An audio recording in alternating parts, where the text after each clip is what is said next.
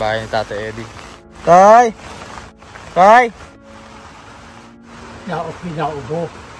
Sa bukas kong doon tayo, bakit dugo lumabas ka na? Bakit kayo may TV? Masakit? Pinaubo.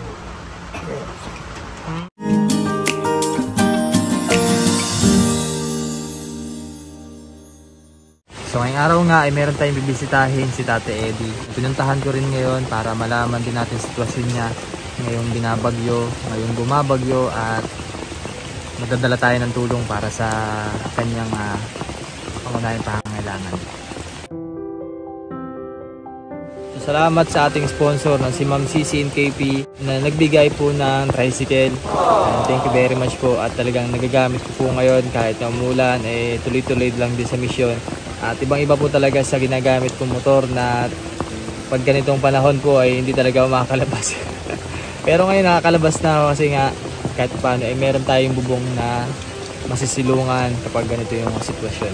So thank you very much po. Nababasa man tayo pero wala yan, napakadaling punasan yan. Mahalaga mabisita rin natin yung mga beneficiary natin at makamusta. So thank you very much po ma'am, at sana i-bless pa po kayo ni Lord at sa ganun mas marami pa kayo matulungan. So tara po, puntahan muna natin si Tate Eddie at kamustahin na rin natin ang bahay ni Tate Eddie. Ops. Tao po. Silipin natin din. Tay! Tay! Ayan, narinig ko na yung boses Tate Eddie. Tay! Ano? Ha? Kamusta ikaw? Ha?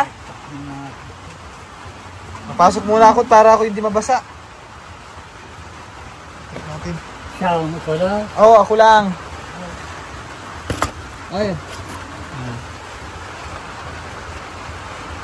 Akala ko'y wala ka dito. Akala ko'y walang tao. Yan, may ilaw pala sa Tate Eddie. Ano nga gawin mo? Tulog? Tulog ka? Mamaya nakakasag. Masindi. Siya sa umaga. Anong balita? Ay, kahit pa pinagi na pa rito. Nagdaan na mo to. Sinabi ka na pa ito. Ang pili na bigas. May bigas pa ikaw? Bigas? May bigas? Bigas? Yes. Oo. Wala na dun, wala na. Ubus na. Ay, saan ka nakuha ang pangkain? Wala na daw siyang bigas mga bayan. Wala na nga. Ay, anong kinain mo kanina? Ano yan? Ay, yan na pala bigas si Tatay Eddie, oh. Napagsiga ko lahat wala eh. Kapabilang ulam. Yung sa may halig na doon. Ay, puro anay mo pa eh. Puro anay? Inanay? Bawat bilyo. Kaya pala naman. Alin? Yan, naris naman. Kaya sira-sira niya. Anay. Ay, pinagulak-ulaan pa rin. Asin. Asin? Natanggal? Wala natin mas. Yung daga ay pa na. Hira natin na pa rin. Oo, inanay palang. Inanay pala yung bahay ni Tatay. Grabe pala ang anay.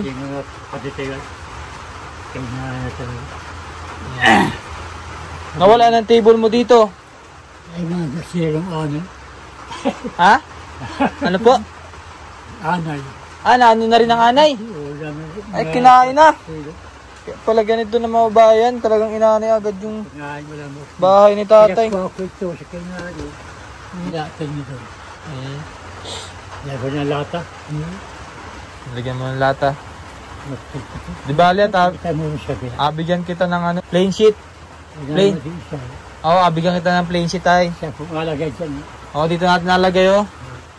Hari, kayo mga isang minuto lang. Lobat na. Eh wala kasi. Wala po kasing araw. Araw. Abutan ko. May isang oras na. Ay, wait lang tatay, may abigay pala ako sa iyo. May abigay ako sa iyo, wait lang, kunin ko lang dun. So hindi ko na masyadong papatagalin yung pag-uusap namin tatay kasi hindi rin ako na... Sabi niya, ginawa niya nga pa ito yun. Okay, meron tayong tricycle?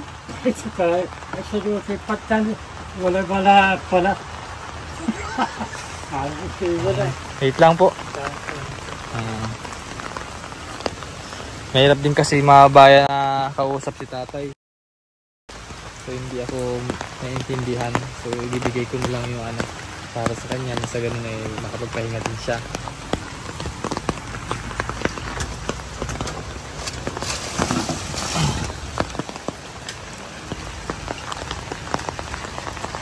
Tatay oh. Wait. Salamat.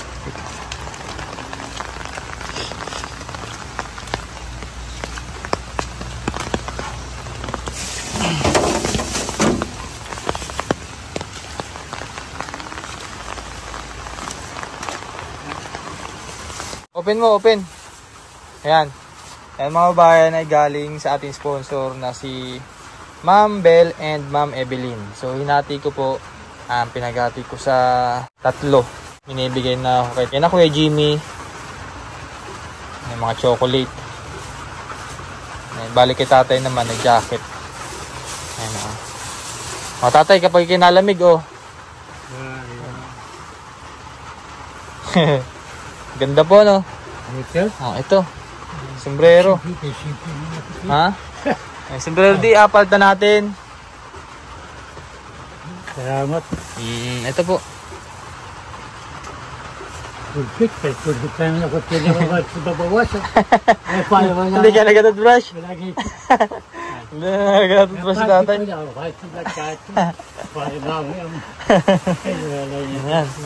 Ito, towel oh. Salamat. Ito naman mga bayan, thank you very much po kay Tito Dads. Bigay po ng mga pantulong natin sa lahat ng mga beneficiary. Nalagay ko sa...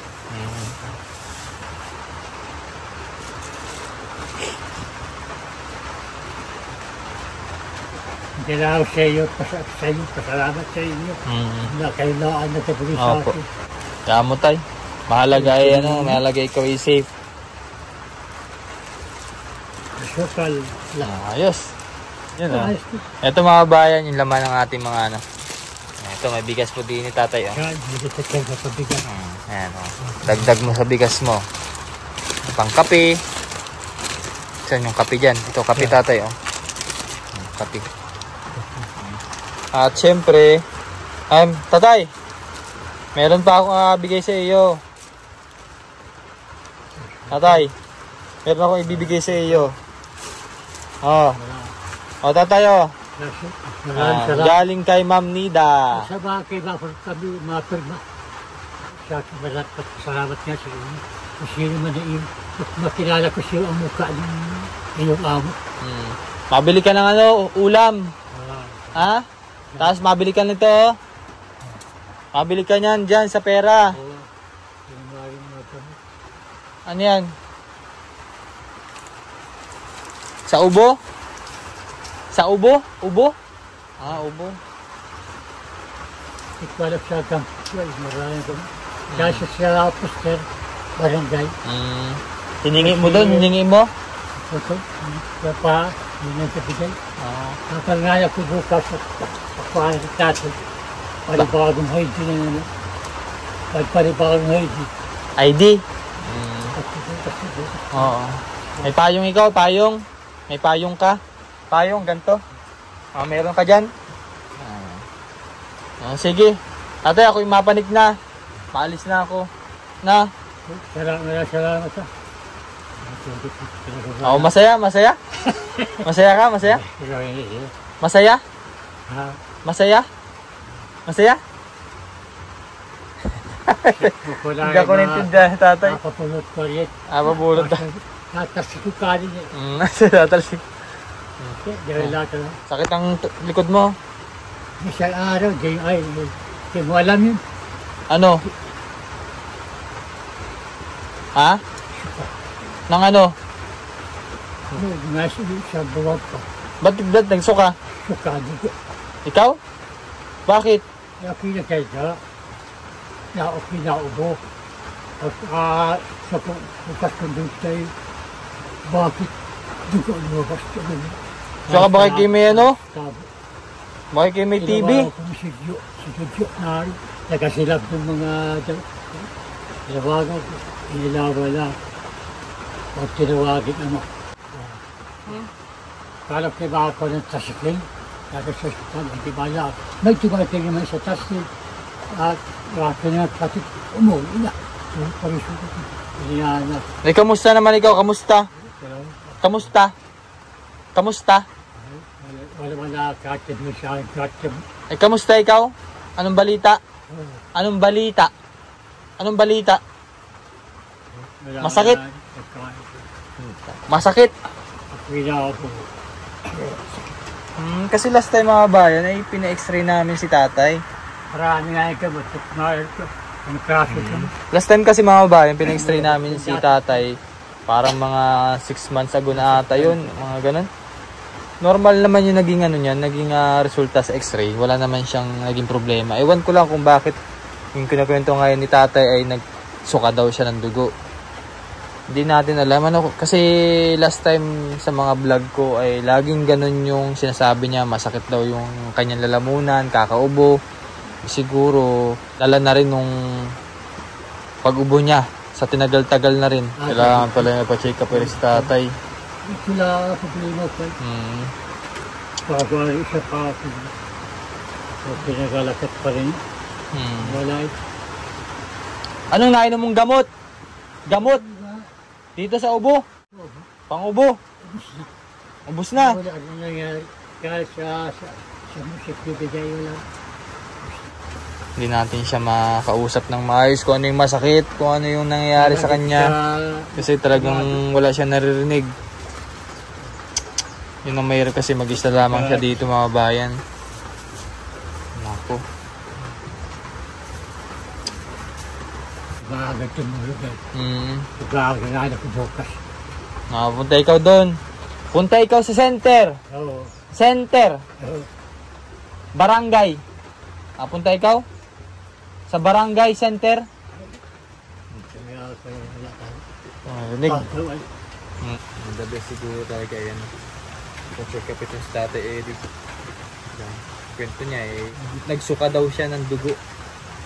Hindi ko alam kung ano yung nangyayari sa kanya. Pero yun nga, last time naman ay pina-check up natin na pina-x-ray. At naging normal naman yung pinakang x-ray niya, wala naman problema. So siguro dala na rin ng ano niya, ubo na lumala na siguro yung ubo niya kasi yun ang pinakang complaint niya every month na pagpunta ko dito, ganun yung sinasabi niya sa akin. Pero sana naman ay hindi ganun sa iniisip ko at yung hindi ganun kalala, no? So sige po mga bayan, hanggang dito muna update natin kay Tate Eddie. Maraming salamat po. Bless po, bye bye. Salamat.